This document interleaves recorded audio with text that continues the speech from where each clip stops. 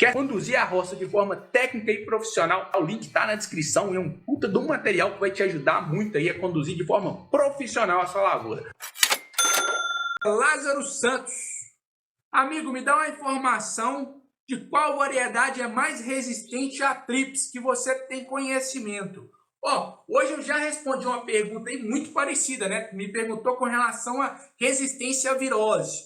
Lázaro, a mesma coisa se aplica, tá, cara? Normalmente essas variedades mais novas, elas tendem a ter uma tolerância um pouquinho melhor a diversas pragas, diversas doenças aí. Mas eu destaco e reitero mais uma vez, é muito importante falar a respeito disso. Não confia nessas tolerâncias. Essas tolerâncias aí, elas não querem dizer que as plantas são imunes. Trips é um danado de um problema na melancia ali, especialmente na fase inicial, não. Eu ia falar na fase inicial, mas trips é um problemaço aí, praticamente em todo o ciclo de cultura da melancia. Tem que estar muito atento com o manejo do trips. Forma da gente combater trips, pessoal, é estar dentro da roça com o programa fitossanitário eficiente, que vai dar conta de controlar e não deixar que ele entra. Então, é muito importante a gente estar atento com relação a isso aí, Lázaro. Não vou te falar qual que é uma variedade que ela é resistente, porque tem tolerante, na verdade. Aí normalmente são essas variedades mais novas aí. Mas não confia, cara. Elas podem ter uma tolerânciazinha um pouquinho melhor, o que não quer dizer que elas são imunes. É muito importante a gente deixar isso aí muito claro. O Alex mandou uma pergunta boa aqui, turma. Pessoal do Goiás também me indicaram o Delegate para trips. Você conhece a eficiência do produto? O Alex, super produto, tá, cara? Um produtaço aí. A questão é que ele é um produto um pouquinho mais caro, tá? Mas ele é um senhor produto para trips. Para o Delegate de Carzol, Politrim, tá? O Politrim tem algumas especificidades aí, mas são produtos muito bons para controle de trips, sim. O Thales Maciel mandou para mim aqui perguntando o seguinte: se ele poderia colocar 2 sementes na mesma cova, trabalhando com espaçamento de 3 por 1,5. É o seguinte, com relação ao espaçamento, o Thales está querendo, deu a opção aí de colocar 2 melancias por cova, trabalhando com espaçamento de 3 por 1,5. Vamos entender o contexto, pessoal. Esse assunto da gente colocar 2 sementes por cova, ele é muito parecido com o manejo de poda. A gente tem que entender o contexto que essa técnica era utilizada e por que hoje a gente não utiliza mais fazer esse tipo de operação. A primeira coisa, ela está associada aí à evolução do material genético que a gente tem. Antigamente a gente tirava praticamente a semente da melancia, a gente colhia a melancia na roça, tirava as melhores sementes ali, pegava as melancias maiores, tirava e replantava.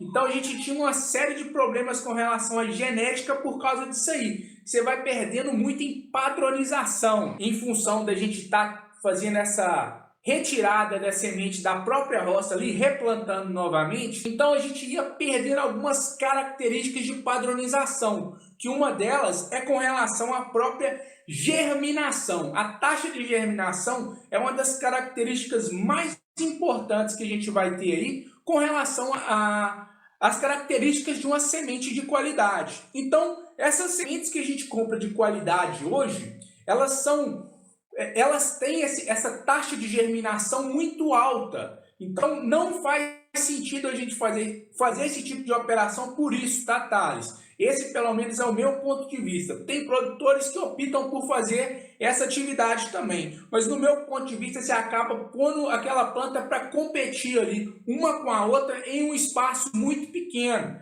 Então, não faz sentido. Se você quer trabalhar com uma quantidade adensada dessa aí, você trabalha pelo menos com 3 por 75 e coloca uma semente em cada cova. Porque aí você acaba aumentando o espaço ali e reduzindo em tese a competição entre as plantas. Mas destaco mais uma vez, não faz sentido essa operação mais em função da alta taxa de germinação que a gente tem nas sementes que a gente está comprando no mercado hoje aí. Obviamente sementes de alta qualidade, tá, pessoal? Estou falando de semente F1, semente híbrida, que são essas sementes que a gente utiliza de verdade nos plantios comerciais. Não estou falando de F2, estou falando de semente de alta produtividade, semente comercial. Estou falando de uma Manchester, estou falando de própria Top Gun, que é uma variedade antiga, aí, mas é uma excelente variedade. Para não falar que eu estou falando só da Syngenta, aqui tem a 21 da BASF, que é uma senhora melancia. A gente tem a Colt, que é uma ótima variedade também. Então tem diversas no mercado aí, todas com alta taxa de germinação. E destaco, essas sementes são todas são caras, justamente em função dessas características de padronização, de germinação, de produtividade. Daí é muito importante a gente deixar claro isso aí. Não faz sentido a gente colocar duas sementes ali na mesma cova, porque elas vão competir entre si aí, tá bom? A Larissa fez uma pergunta aqui a respeito do manejo da abóbora e da melancia. Larissa, as duas são cucurbitáceas, né? São espécies primas ali. E de fato, o manejo da abóbora ele é bem parecido com o manejo da abóbora, da melancia, sim, embora tenha algumas peculiaridades aí, algumas diferenças. Quando a gente está falando, por exemplo, de uma abóbora japonesa, a gente tem a questão aí da própria polinização, que ela é diferente da polinização da melancia.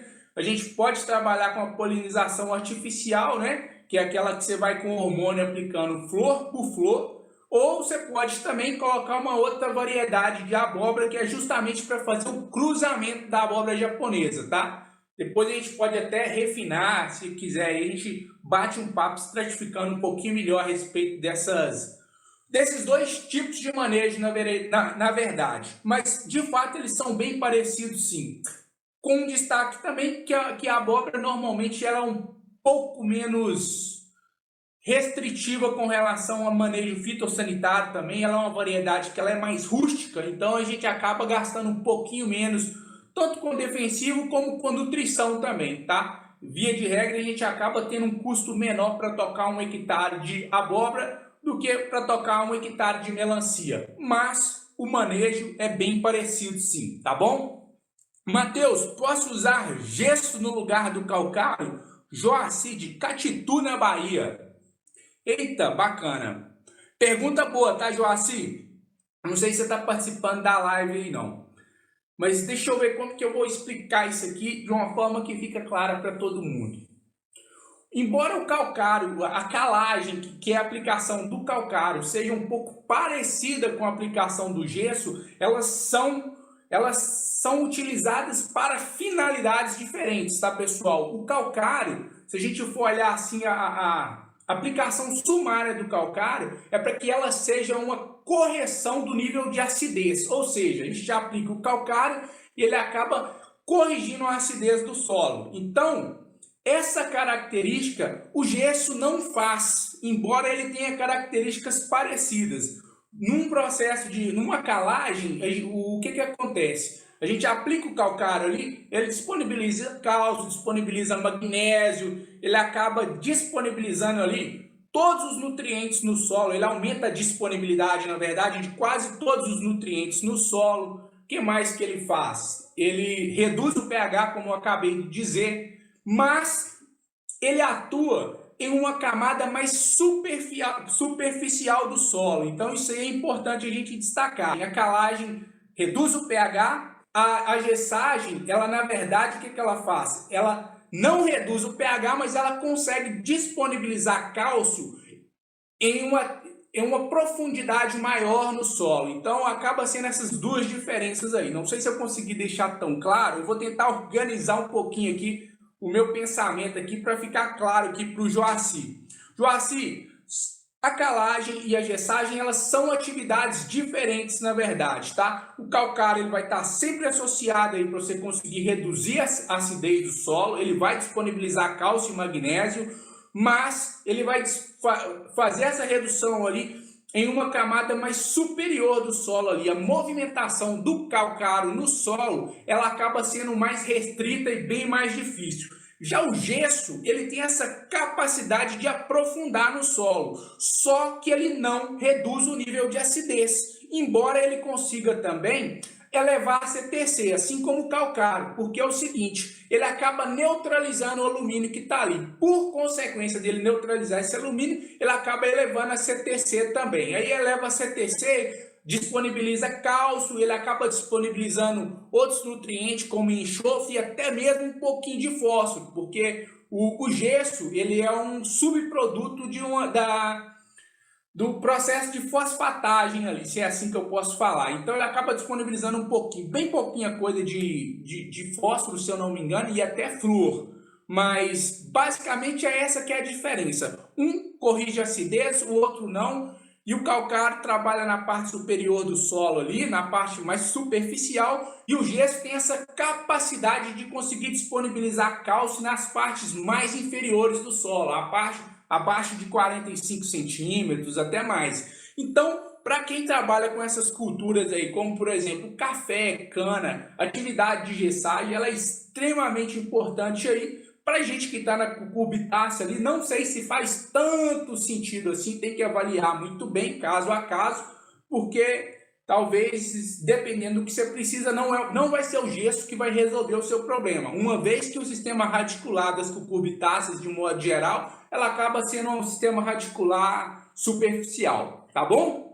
Caraca, que perguntazinha embaçada aqui também. Não sei se eu consegui responder à altura, né? Mas acaba que essa é uma pergunta também que eu acho que ela daria quase que um vídeo inteiro aí. Até uma boa sugestão de pergunta para a gente ir falando aqui. Qual a melhor forma de controlar a virose? Vixe, perguntinha boa também, tá? Pessoal, virose na cultura da melancia, ela é, para mim, assim, de longe, um dos maiores problemas que a gente tem. Porque ela é uma doença que, de fato, pode acabar com a lavoura ou então trazer prejuízos extremamente significativos para a lavoura. Então, a gente precisa estar muito atento com relação à virose. E é o seguinte, a virose, pessoal, ela não tem cura. Na verdade, o que a gente consegue fazer com a virose são duas formas de atuação ali.